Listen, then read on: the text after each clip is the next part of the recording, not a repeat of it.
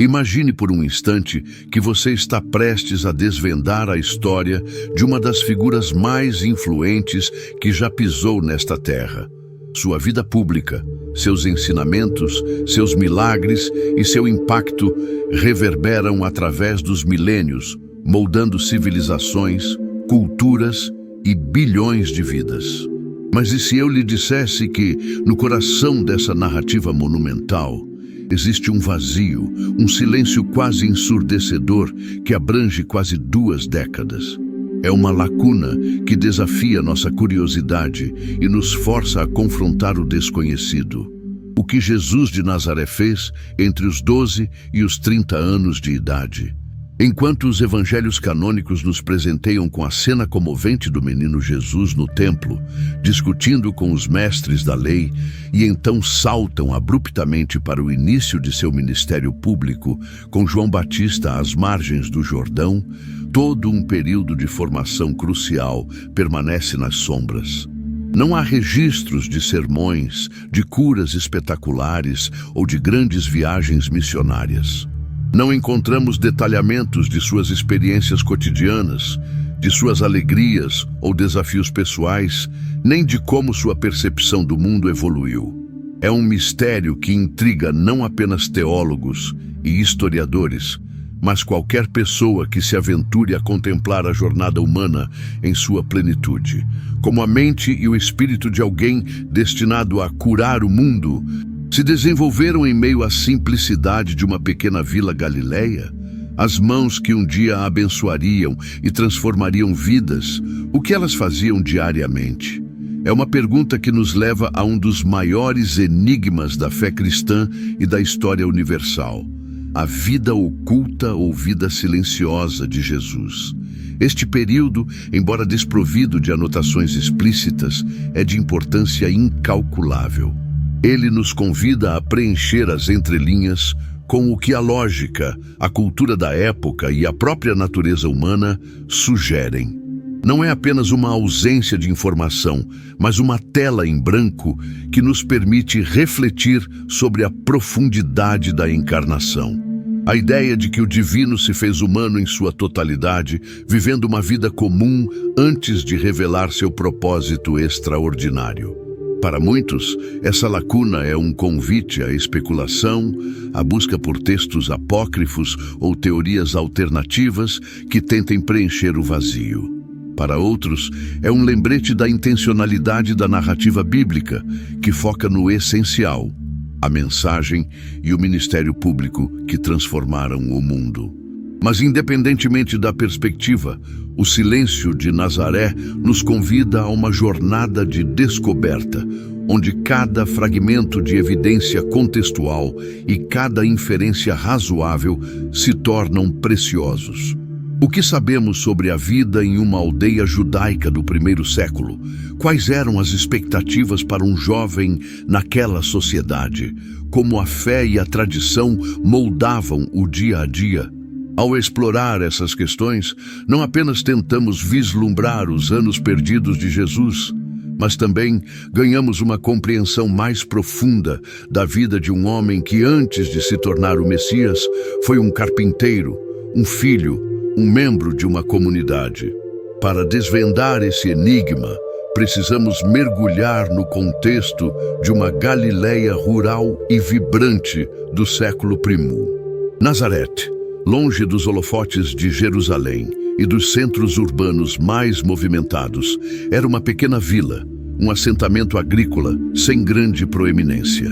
A vida ali era simples, regida pelos ritmos da natureza, pelas festas judaicas e pelas exigências do trabalho manual. A ausência de relatos detalhados sobre a juventude de Jesus nos evangelhos canônicos não é um lapso acidental, mas uma característica da escrita bíblica da época, que priorizava a mensagem teológica e o impacto do ministério público sobre a biografia completa. Os evangelistas não tinham a intenção de escrever uma biografia moderna com detalhes cronológicos e psicológicos minuciosos. Seu propósito era proclamar a boa nova, a ressurreição e o significado salvífico de Jesus. Portanto, Tudo o que não contribuía diretamente para esse objetivo principal era omitido. A vida de Jesus antes de seu batismo por João Batista era vista como um período de preparação, um prelúdio para a grande obra que se seguiria. A tradição judaica, de onde os evangelhos emergiram, valorizava mais a sabedoria e os feitos de um homem em sua maturidade do que os detalhes de sua infância ou adolescência, a menos que fossem proféticos ou milagrosos. A transição da infância para a vida adulta era marcada por ritos de passagem. Aos 12 ou 13 anos, um menino judeu passava pelo que hoje conhecemos como Bar Mitzvah, tornando-se filho do mandamento, plenamente responsável pela observância da lei. A cena de Jesus no templo aos 12 anos, demonstrando um conhecimento surpreendente das Escrituras, é o único vislumbre desse período de transição. Ela serve como um ponto de ancoragem, confirmando sua profunda conexão com a fé e a lei judaica desde cedo. Após essa idade, esperava-se que os jovens aprendessem a profissão de seus pais ou uma habilidade que lhes permitisse sustentar suas futuras famílias. Em uma sociedade agrária e artesanal, a educação formal era limitada, mas a educação prática e religiosa era fundamental. As sinagogas não eram apenas locais de culto, mas também centros de aprendizado, onde as Escrituras eram lidas, estudadas e debatidas. É impensável que Jesus, com sua inteligência e sensibilidade espiritual, não tenha mergulhado profundamente nesse estudo. A vida em comunidade, a participação nas festas e rituais, o convívio com vizinhos e parentes, tudo isso moldava a identidade de um jovem judeu na Galileia. O mais forte indício sobre o que Jesus fazia durante esses anos de silêncio vem de Marcos 6:3, onde as pessoas de sua própria cidade perguntam: "Não é este o carpinteiro, filho de Maria e irmão de Tiago, José, Judas e Simão? E não vivem aqui entre nós as suas irmãs?" Essa simples pergunta revela muito. O termo grego usado para carpinteiro é tekton, que não se referia apenas a quem trabalhava com madeira. Um tekton era um artesão que trabalhava com materiais de construção em geral, madeira, pedra e até metal. Em uma região onde a madeira era menos abundante que a pedra, é provável que José e Jesus tivessem habilidades em ambos os materiais. Eles poderiam construir casas, móveis, ferramentas agrícolas, ou até mesmo trabalhar em projetos de infraestrutura maiores, como pontes ou edifícios públicos, embora Nazaré fosse pequena para grandes obras. Essa profissão exigia não apenas força física, mas também paciência, precisão, conhecimento dos materiais e habilidade para resolver problemas. As mãos que mais tarde curariam os enfermos e abençoariam o pão, antes moldaram a matéria bruta, transformando-a em algo útil e belo. Essa experiência prática de criar e construir teria sido uma escola inestimável para Jesus. O trabalho de um tekton na Galileia do século I não era solitário. Envolvia interações com clientes, fornecedores e outros artesãos. Jesus teria aprendido a negociar, a entender as necessidades das pessoas e a lidar com os desafios do dia a dia. Essa imersão na realidade do trabalho braçal e da vida comum o teria conectado profundamente com as pessoas simples, aquelas a quem ele mais tarde dirigiria sua mensagem. A familiaridade com a natureza dos materiais, a importância de uma base sólida, como na parábola do construtor que edifica sua casa sobre a rocha, a necessidade de ferramentas adequadas e a paciência para ver um projeto até o fim, tudo isso pode ter influenciado sua linguagem e suas metáforas. Além do trabalho manual, é quase certo que Jesus dedicou tempo significativo ao estudo das Escrituras. Sendo um judeu devoto, a Torá e os profetas seriam o centro de sua formação intelectual e espiritual. Nas sinagogas de Nazaré, ele ouviria as leituras, participaria dos debates e aprofundaria seu conhecimento da lei e da história de seu povo.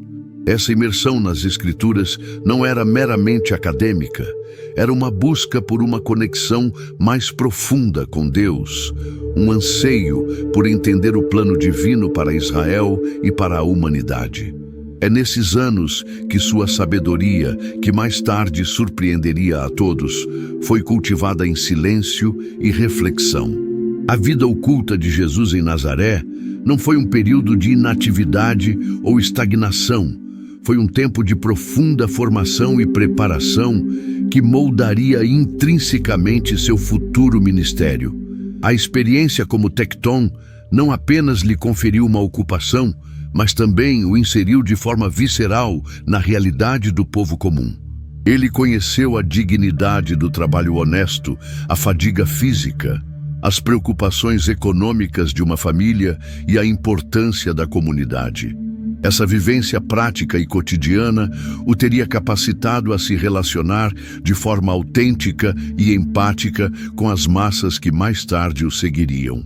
Suas parábolas, repletas de imagens do cotidiano, o semeador, o construtor, o pastor, o fermento na massa, ressoavam com a experiência de seus ouvintes porque eram a sua própria experiência. Ele não falava como um acadêmico isolado ou um sacerdote distante, mas como alguém que havia compartilhado as mesmas lutas e alegrias. Essa familiaridade com a vida simples o tornou acessível e confiável. Além do aspecto profissional, a vida em Nazaré, uma vila com uma reputação um tanto obscura, como Filipe pergunta em João 1,46. De Nazaré pode vir algo de bom? Teria ensinado a Jesus a humildade e a resiliência. Crescer em um lugar assim, longe dos centros de poder religioso e político, pode ter nutrido sua perspectiva de que o reino de Deus não viria com pompa externa, mas de forma discreta, como um grão de mostarda ou fermento. A paciência exigida pelo ofício de carpinteiro, a espera pelas estações do ano na agricultura local, a observância dos ciclos da vida e da fé judaica, tudo isso contribuiu para o desenvolvimento de uma profunda paciência e perseverança, qualidades essenciais para a árdua jornada que o aguardava. A vida familiar também desempenhou um papel crucial. Como o filho mais velho após a morte de José, o que é uma inferência comum, dado que ele parece assumir a liderança familiar mais tarde, Jesus provavelmente assumiu responsabilidades significativas, cuidando de sua mãe e irmãos. Essa experiência de cuidado e responsabilidade familiar certamente aprofundou sua compaixão e seu senso de dever, que se manifestariam em seu amor incondicional pela humanidade. A vida oculta, portanto, não foi um vazio, mas um cadinho onde a humanidade de Jesus foi forjada, preparando-o para abraçar plenamente sua missão divina. Apesar da beleza e da plausibilidade das especulações sobre a vida oculta de Jesus em Nazaré, o silêncio dos evangelhos canônicos sempre foi um terreno fértil para o surgimento de teorias alternativas e narrativas apócrifas, algumas das quais se tornaram verdadeiros mitos.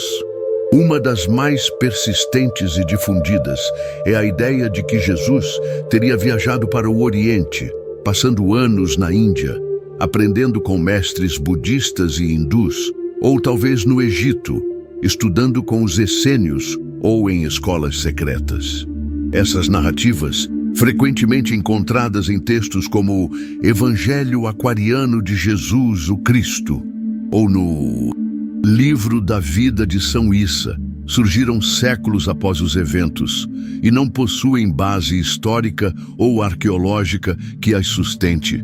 Elas refletem mais as tendências sincréticas de épocas posteriores ou o desejo de preencher uma lacuna com elementos exóticos do que uma reconstrução factual. A grande maioria dos estudiosos e teólogos rejeita essas teorias, pois elas contradizem o contexto judaico de Jesus e a ausência de qualquer menção a tais viagens em fontes contemporâneas ou nos primeiros escritos cristãos. Outro desafio, ou mito, é a própria expectativa de que deveríamos ter um registro detalhado de cada ano da vida de Jesus. A ausência de detalhes não é necessariamente uma falha ou um mistério a ser desvendado por teorias mirabolantes, mas sim uma característica da forma como as biografias eram escritas na antiguidade, especialmente quando o foco era a mensagem e o propósito divino de uma figura. Os evangelistas estavam interessados no quem e no porquê de Jesus, não tanto no onde e o que de cada dia de sua vida. Para eles, a importância residia na encarnação, na crucificação e na ressurreição, e no ministério que culminou nesses eventos.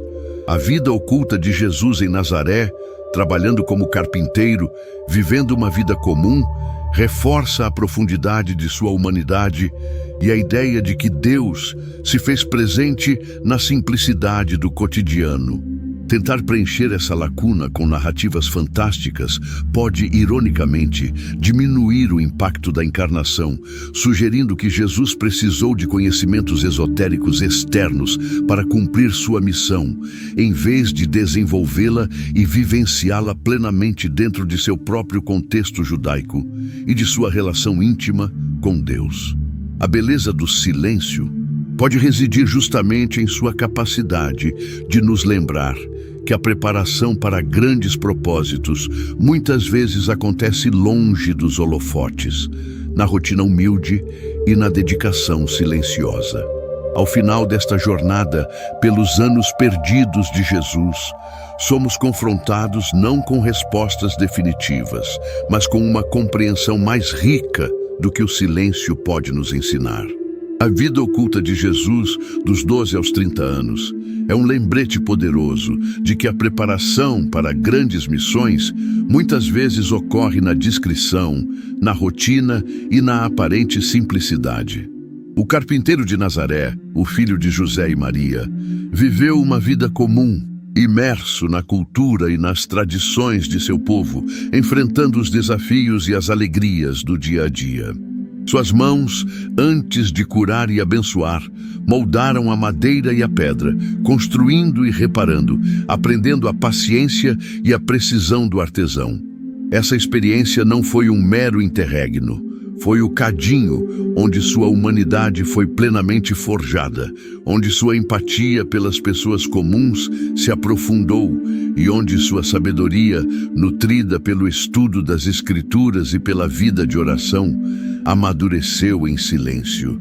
A ausência de detalhes nos evangelhos não diminui a figura de Jesus. Pelo contrário, ela a torna ainda mais universal. Ela nos permite ver que a divindade pode se manifestar plenamente na vivência do ordinário, que a grandeza não precisa de uma narrativa ininterrupta de prodígios desde a infância. A vida oculta nos convida a valorizar os próprios períodos de silêncio em nossas vidas, os anos de estudo, de trabalho, de cuidado familiar, de crescimento pessoal, que, embora não sejam espetaculares, são fundamentais para quem nos tornamos. O que Jesus aprendeu na carpintaria, nas sinagogas e nas interações com sua comunidade, certamente o preparou para as multidões que viriam, para os ensinamentos que proferiria e para os sacrifícios que faria. Ele não era um estranho para as lutas e esperanças do povo. Ele as havia vivido em primeira mão. Assim, a vida silenciosa de Jesus não é um vazio a ser preenchido por fantasias, mas um espaço para a contemplação. Ela nos convida a refletir sobre a importância da base, do alicerce que é construído antes que a obra seja revelada ao mundo. Ela nos lembra que o propósito divino pode se desdobrar em etapas, com longos períodos de aparente normalidade antes da manifestação plena.